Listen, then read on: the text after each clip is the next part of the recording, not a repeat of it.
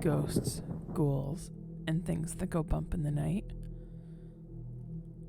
I'm really excited to share something new and really special with you guys this week. I recently received a collection of encounters written into me by the young woman who experienced these herself. I have to say, the few that I've read so far have been fascinating. So, for this week, I'm very excited to share with you the story of the Hotel Bella Muerte. I currently live in a little town out west. Well, I say town. Not exactly what you picture, though. It's more of a ghost town than anything, really. Population 4. The only businesses that are open are the post office, the library, a singular privately owned pharmacy, a gas station, and a hotel. The Hotel Bella Muerte. I've worked there for the better part of a century, ever since I was 21. Unlike most kids my age, who jumped straight out of high school and into college, I had other plans. Or, should I say, other plans had me.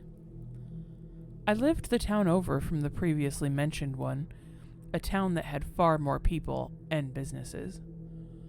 I worked from place to place for a couple of years, nothing substantial, but it paid the bills. One day I came home from work, picked up my mail, and headed inside my house. As I brewed a pot of fresh coffee, I absent-mindedly flipped through the mail. Bills and junk mail were all I ever got, but then I hit the second-to-last piece of mail, and it felt, well, odd. It's hard to describe, but the letter was ornate, to say the least. It had a thick texture, made from what I can only imagine was some pretty expensive paper. In the most beautiful flowing script was printed my full name, clear as day, Autumn Winters.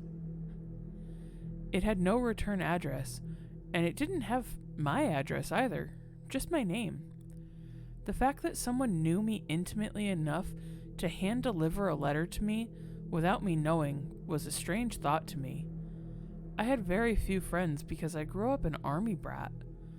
Only a handful of people knew me well enough to actually know where I lived. Out of sheer curiosity, I then proceeded to open the letter. On the finest parchment paper, in the most delicate letterhead, read the following words. Dear Miss Autumn Winters, I am writing to offer you the most prestigious position at our establishment, the Hotel Bella Muerte. For over 200 years, our establishment has been a haven for the weary and restless, the old, the young, and the forgotten, and men and women and animals alike. Recently, we have had an opening for a new caretaker and would like to offer the position to you. The letter went on to say that along with the position, a hotel room / small apartment came with the job, along with a salary 4 times what I was currently making a year. The name of the hotel seemed familiar, yet everything about the letter and position seemed too good to be true, like a scam of some sort. That's when I noticed that the bottom of the job offer was the address. That, my friends, was when my interest was truly piqued. It was only one town over. That's when it all clicked in my head. The Hotel Bella Muerte. Ever since I could remember, there had been rumors and stories about Hotel Bella Muerte. Strange tales that seemed too odd to be true. Tales of ghosts, strange travelers, and more. We'd heard the rumors, sure, but few people actually believed them. The kids in the town I lived in would say that if you set foot in the hotel, you would be driven to madness. The tales were just so bizarre, how could we believe them? So, after a few days of deliberating, I wrote back accepting the job opportunity. I got a letter back a few days later to congratulate me and to set the start date. I was to start the next Monday around noon. As I got ready the following Monday, I put on my best clothes, did my makeup and hair, the girly things, tripping over thin air as I went to the kitchen to get my coffee to go, and then I got in my 1965 red convertible Mustang and made the short drive. On my way into town, I passed by, nothing. The land was completely barren outside the town I grew up in, except for the tumbleweeds, brush and bracken that looked perfect to start a fire with, and the few twisted, gnarled elder trees that once stood tall perhaps, but were now nothing more than the sorry shadows of what they used to be. Think typical Western movie scene. The town that held the hotel looked much more of the same, with rundown buildings that barely could be considered standing. The farther into the ghost town you got, the more lifelike things became. The gas station is the first thing that looked like it held any living beings. The pharmacy was next, then the library, and then the post office. They were all about equal in size, and just as run down as the other, with peeling paint that fell to ribbons on the ground when the wind was strong and acting up. And suddenly, I saw it for the first time. The Hotel Bella Muerte, live and in person, and it did not even compare to what I had in mind. You see, when I pictured it, I thought of a rundown building, filled with cockroaches and rats, with only the lowest kind of people staying there, the kind of place that the police did stakeouts at to bust drug dealers. What other kind of place could be in this rundown town? But I was so wrong. The sight that greeted me as I pulled up to the parking lot was one I could barely believe. The hotel was, in a word, magnificent. It looked like it belonged in a fancy city, not a barren wasteland. The outside of the hotel fit the town and the time period of the 1800s, with high-rise balconies and white pillars that stood tall and straight. The brickwork was perfectly inlaid, faded red in color due to the wear and tear of time, yet still hardy in structure. I imagined it looked only a little better in its heyday, if nothing else than for its newness. Whoever owned the building took great care of it, whether in restoration or simple upkeep. It was something to see for sure. As I got out of my car and walked up the front steps, admiring the intricate woodwork that went into its structure, I looked above the front door and read the sign, the Hotel Bella Muerte, established 1802. I turned the knob of the old door, no creaks, no groans, just silence as the door pivoted on its hinges, and walked inside.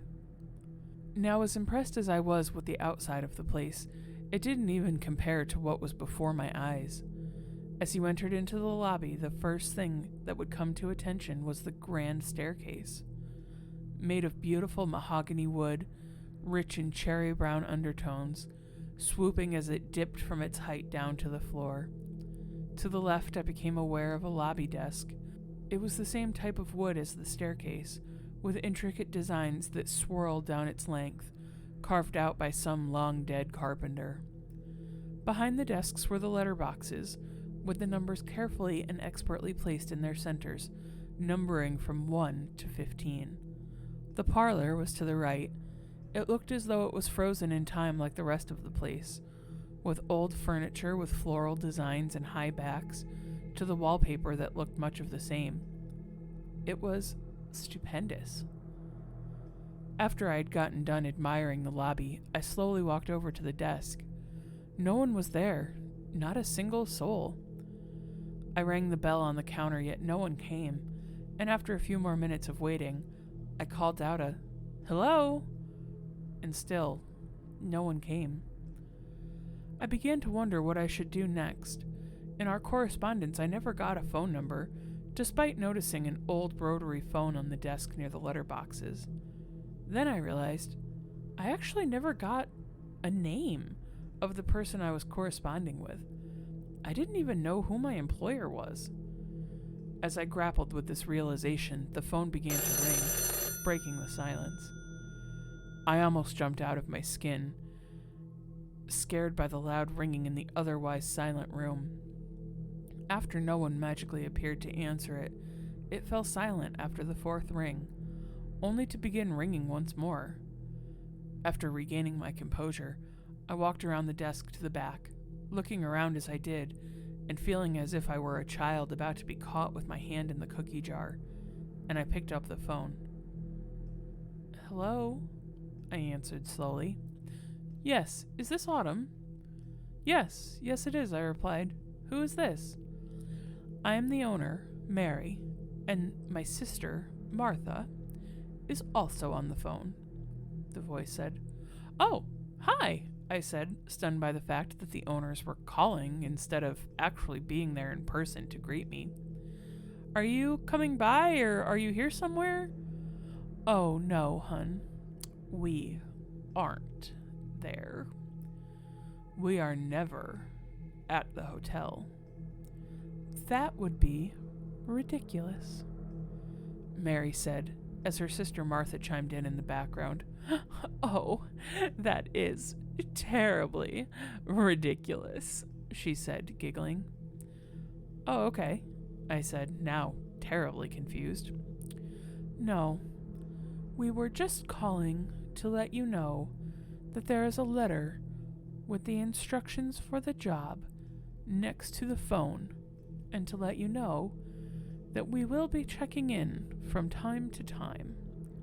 You are the only employee. The last one left us a bit, well, shall we say, unexpectedly." The last one? What does she mean, the last one? She said that as if it were a series of ones. "Oh, well, I take it that means I'm starting immediately then?" "We wouldn't have it any other way, love," Martha replied. "Everything you'll need to know to run the place is in the letter. Just make sure you read everything and don't skip anything," Mary said. Then both in unison said, "We'll be in touch, dear," as they hung up the phone. I was a little weirded out by the whole conversation, to be honest. It seemed so callous, yet rushed, despite the cheery nature of their voices and reactions, and the weird pet names, of course. I looked at the table next to the phone. As the sisters had said, there was a letter. I opened the letter quickly with the ornate silver letter opener conveniently placed in the first drawer I happened to look through. Out from the envelope popped a long, and I mean a 2-foot long, letter, made of the same parchment paper as my offer letter. As I started to read, I became increasingly confused and worried. It outlined the general duties of the job: how to receive payment, $50 per night. Stunningly low, I thought, for a place such as this, but I've never been in the hotel business, and I guess I wouldn't know otherwise. Housekeeping, even down to the way they wanted the toilet paper changed. The wrong way, with the paper going under the roll, but hey, who am I to judge? Last but not least was written a long set of rules that honestly made no sense. Written in bold red print was the following set of rules. Rule number 126. Never forget to lock the doors at night. You don't want to let them in. Rule number 127. Make sure you feed Jesus every night, or else. Rule 128. Only take the trash out in daylight hours. Rule 129. Make sure you face the dolls in the doll room, facing the wall at night. Rule 130. Don't ever take candy from the pharmacist. Rule 131. Never return a book late to the librarian. Rule 132. Always lick the stamps in the presence of the postman. Rule 133. Never, ever leave the town under any circumstances, or you'll regret it. And that was that. Not threatening at all, or bizarre, or extremely specific at all. Just a normal set of rules that made the place seem a little more undesirable. Now I was really thinking I had gotten myself into something, and not something good. And yet, I was thoroughly intrigued. I mean, what happens if I leave the town? Why did I have to lock the doors at night? And who was them? Why did I have to take the trash out during the day? And who was Jesus? Nothing made sense. Since I was going to be there a while, I decided I might as well settle in. I looked at the letter again, and at the end was my room number, and the envelope was my room key. Room number 16. Turns out there was one extra room in the hotel. After I got the key, I put my letter back into its prior place and turned to walk up the stairs to explore what was going to be my new home. The doors on the second floor spanned 3 hallways and a dining room attached to a kitchen. Each room, numbered 1 through 16, alternated going from the left side of the hallway and then adjacent to the room on the right and back again. The walls seemed to ever expand and contract at the same time if you stood in one place for too long, a dizzying effect to be sure. It reminded me of The Shining. No, thank you. As I walked the halls, reaching the dining room, I passed by and could have sworn I saw a dark shadow pass by the half-open door, but when I looked inside, there was nothing. There were only the tables and chairs and waiting tables lining the walls. Sure, I thought it was strange, but I just shrugged it off and continued down the hall. Number 13, number 14, number 15, and finally, room number 16. As I jiggled the old skeleton key in its lock, there appeared to be a slight mumbling coming from the other side of the door. I promptly stopped to listen, but there was nothing. Not a single, solitary sound. So I proceeded to open the door once unlocked. My room, like the rest of the place, was absolutely beautiful. A queen-size bed with an ornate canopy, all white billowing in the soft breeze from the open window, stood on the left-hand side of the room towards the middle of the length of wall. The small sitting area was to the right, with a wardrobe, small couch, and 2 high-backed chairs of the same make as those in the sitting room downstairs, the same floral patterns and everything. The open balcony windows were straight ahead. As I walked to them, I became all too aware of the mumbling again. I spun quickly around to see that in the corner of the right side of the room was a bird's perch and cage.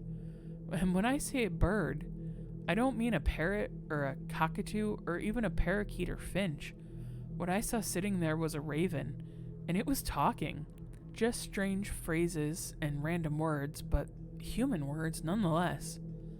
As I began to approach the bird, it let out a loud squawk and began to flap its wings, and flew straight into my face, blinding me for a second.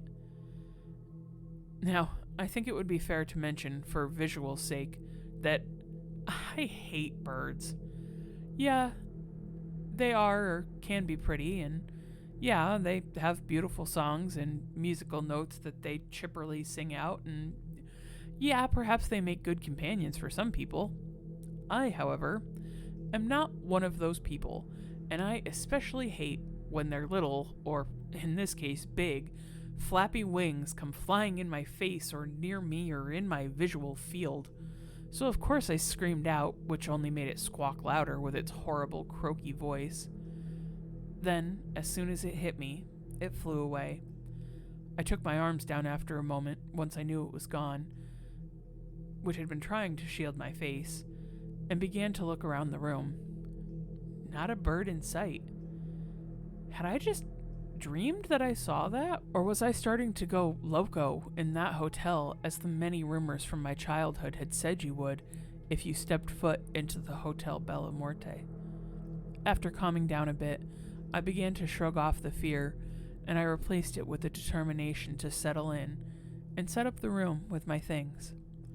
Once I had finished, at the exact moment I put the last pair of pants in the wardrobe, I heard a strange sound. A little ding. And that's when I realized I heard the bell from downstairs. There was somebody in the lobby.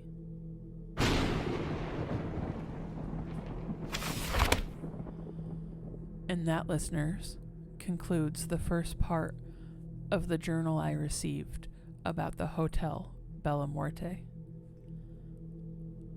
I think this is a good spot to pause for this week, but make sure you check us out next week to find out who's visiting the hotel. Have you had any of your own unique hotel experiences? Either way, you should tell me all about it.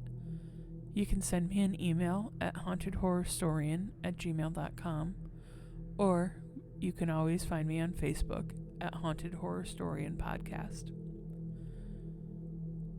Until next time, listeners, stay spooky, and remember, sometimes it's more than just a story.